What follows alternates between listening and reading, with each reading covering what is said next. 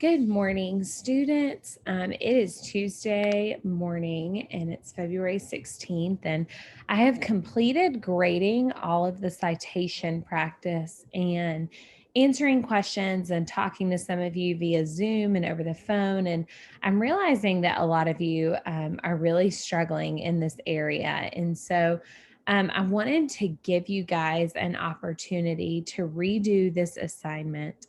And I also want to make sure that we go over a few things so that some of these mistakes that you're making are not mistakes that you make in the final annotated bibliography.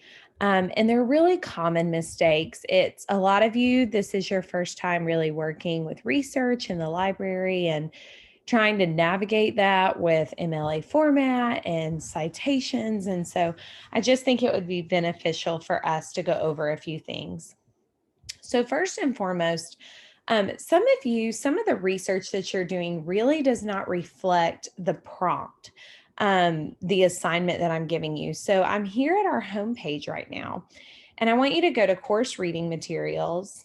And then right here, this section that says essay information, handouts, and rubrics. I want you to download the short essay and annotated bibliography research assignment. And I want to make sure that we are on that page. And I just want to reiterate what you should be researching. Essentially, and I'm not going to reread this, I've already read it in a lecture and gone over it, but basically, guys, the research you should be conducting should be over the field that you plan to go into, whether that's nursing, whether it's cosmetology, whether it's teaching, and you are finding research about character qualities that create the ideal candidate for that particular field.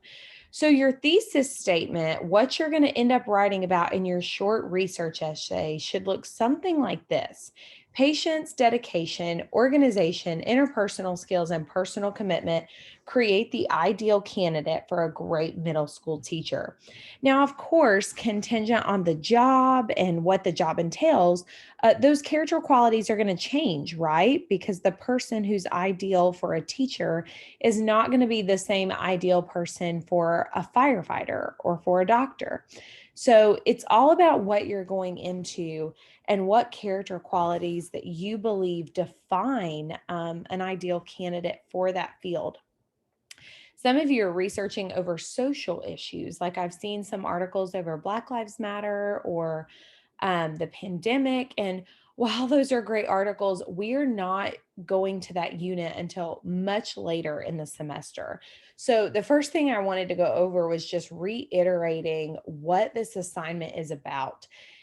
And again, these assignments build upon one another. The annotated bibliography is the gathering and summarizing of sources. And that's what we're working on now. And then once we have all those sources and we've summarized them and I've graded them and given you feedback, we're going to begin working on our short research essay based on that research that we found together. So I just wanted to reiterate that and show you where that was at if you were having any questions about where to find that in your Blackboard course. So the next thing that I want to address is the library. Now, I said this in a lecture, but I want to reiterate. A lot of you are using the SIRS issues researcher that Calvin talks about. Some of you have just been using the search for articles database. Um, Guys, the thing about the library citation tools, they are not always accurate. I'm going to repeat that again. They are not always accurate. It's your job and your responsibility as a researcher to double check and make sure that every piece of information that you need is there. Another thing that I want to reiterate is this idea of peer-reviewed and scholarly research. Just because you find it online or find it in SIRS or find it in these article databases, does not make it a peer-reviewed research article. It could be authoritative if it's a government site or if it's a newspaper like the New York Times. Of course, those have authority, but it does not mean that it's peer-reviewed. So I want to go over really a good technique to make sure that you have a peer-reviewed article, number one. And then number two, I want to show you how to check the information. And guys, the best way to make sure that you're using a peer-reviewed scholarly source is to choose the scholarly journal articles. And so I want to go over that with you. So I'm going to start just right here in this search for articles. So I'm going to put nursing ethics, okay? Because in my mind, one of the key qualities for a nurse is to be ethical with their patient care, with logging in what kind of care they gave the patients to the computer, with insurance policies. There's just lots of different ways that they need to be ethical. So I put these keywords in, and then right here on the left where it says refine your search, I click on full text online, and I also click on scholarly and peer review. And what this does, guys, is this automatically, I'm not fumbling through articles that don't have the full picture of what I need. And I'm also not looking for any articles that are not in that peer-reviewed category. Okay, so here's some really good options here. Moral distress, a review of the argument-based nursing ethics literature. This could be really promising. Patient safety and quality in healthcare, nursing ethics for ethics quality. Again, really, really promising. Commentary on nursing ethics article, facilitating ethics education in nursing students. And one quick way, just a tool that I want to show you, this preview button right here, you can click on that. And this one, it doesn't look like it gives you the abstract, but you can even click on the article.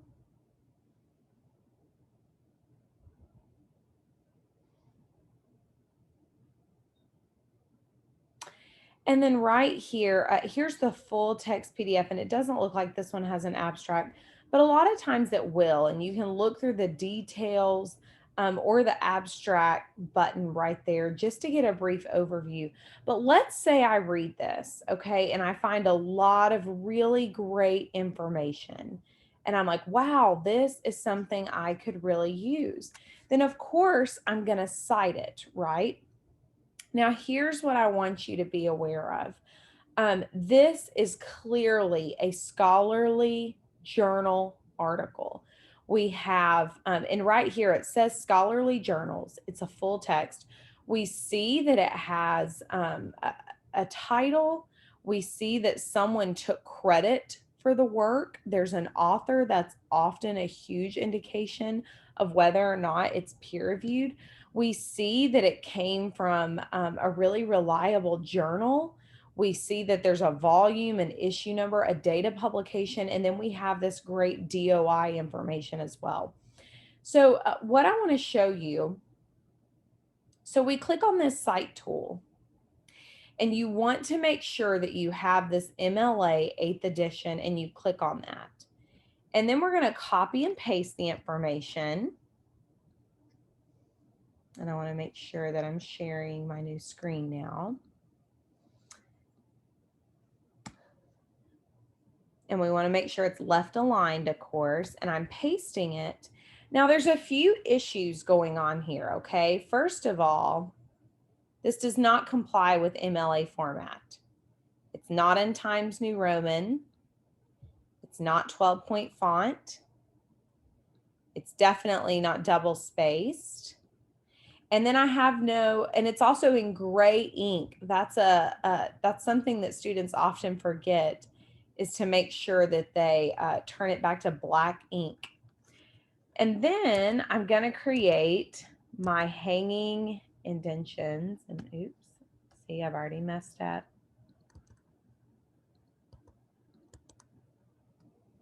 Now, one thing I want you to notice is I have these very clean lines.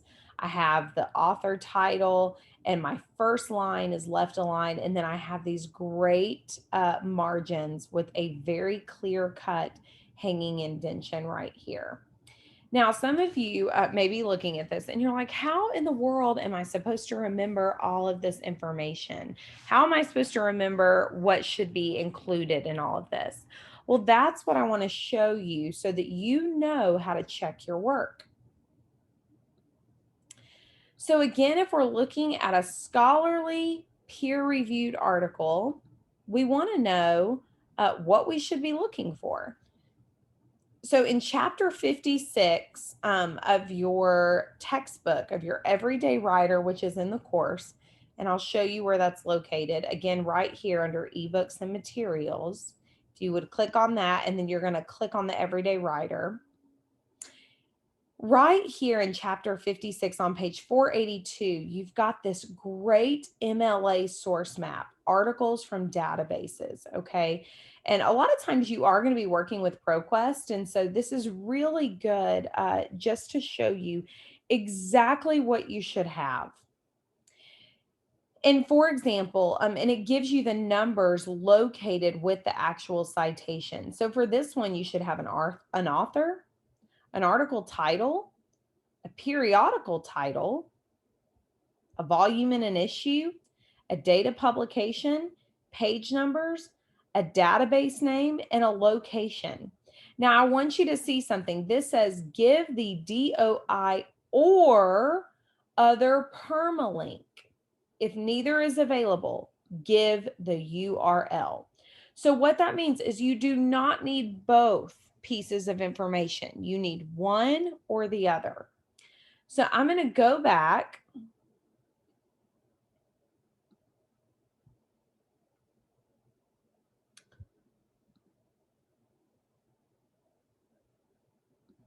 to my page here.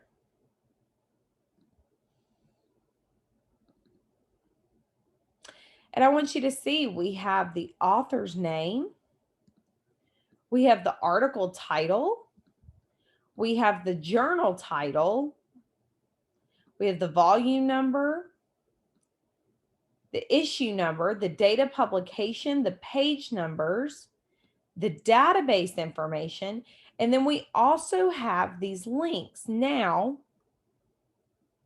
we have the DOI number here, and we also have the hyperlink, okay?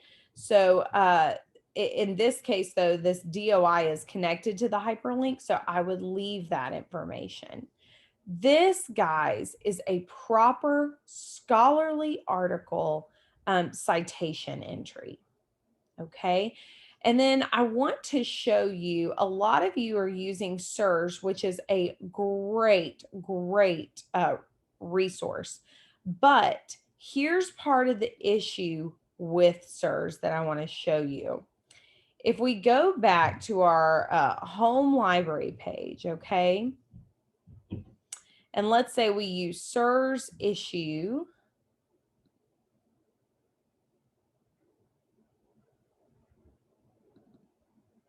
Okay, and here we are. Now, let's say I put in the very same idea, nursing ethics, okay? Now, first of all, what I want you to see is a lot of you are just clicking on one of these and you're expecting that it's good, that you can use that article and that there's no issue. But what I want you to see is if you look over here at source type, guys, this is populating newspapers, magazines, images, books, web pages, government sources, and then down here you see scholarly journals. So out of these 381 results, only 43 of these are scholarly journal articles, okay? So what I want you to do is if you're going to use the SIRS Issues Researcher, again, great technology here, you need to click on scholarly journals, okay? And then let's say that you are looking through this. Oh, ethics and disasters. This looks like a really good journal article to use to talk about ethical issues, or it says mapping the moral territory. Doesn't really, I'm not saying a ton about nursing right there. So let's keep going. Where ethics come and what to do about it. Okay, maybe that's promising for us. So let's click on that. Now I want to show you what the issue is here. And this is what a lot of you neglected to do as you were citing your research. You clicked on this cite button. And you even clicked on MLA, but all you did was copy and paste this.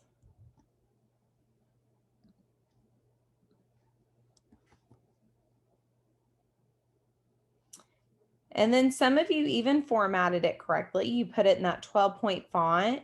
You put it in Times New Roman. You double spaced it. But let me show you where the issue came to light. I want you to look at the difference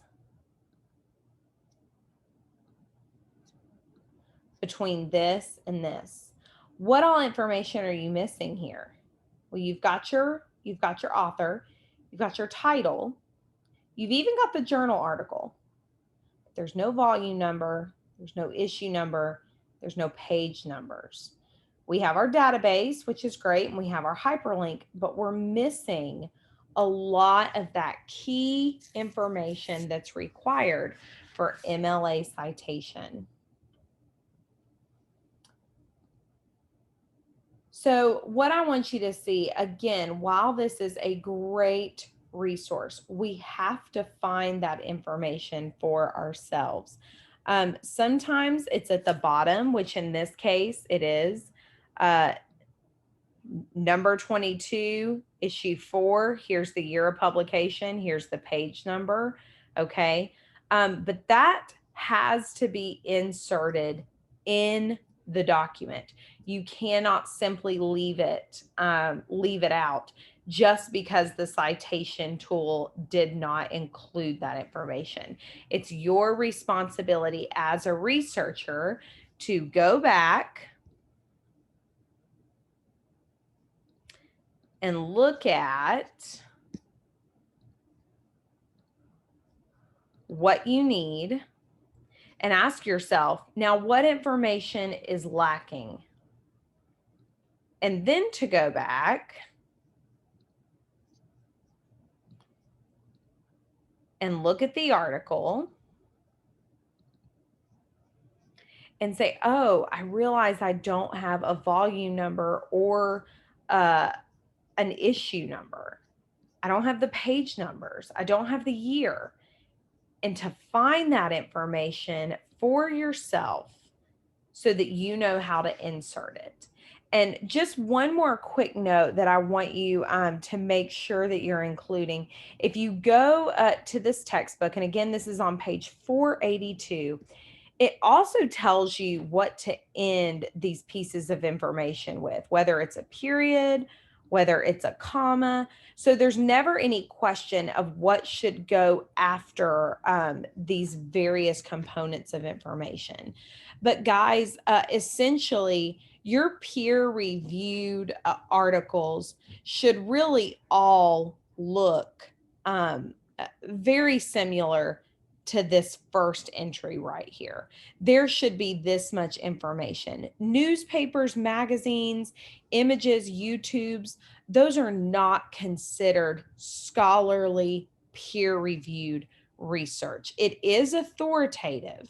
A lot of government sources are authoritative, but peer-reviewed means that it went through a very extensive process of being reviewed by people who were experts in that field. So for the purposes of this essay, and I'm going to go back to this handout real quick just to reiterate. make sure that my screen is sharing this document. So you need to have 6 sources, and 4 of the 6 need to be published, peer-reviewed academic sources. Okay.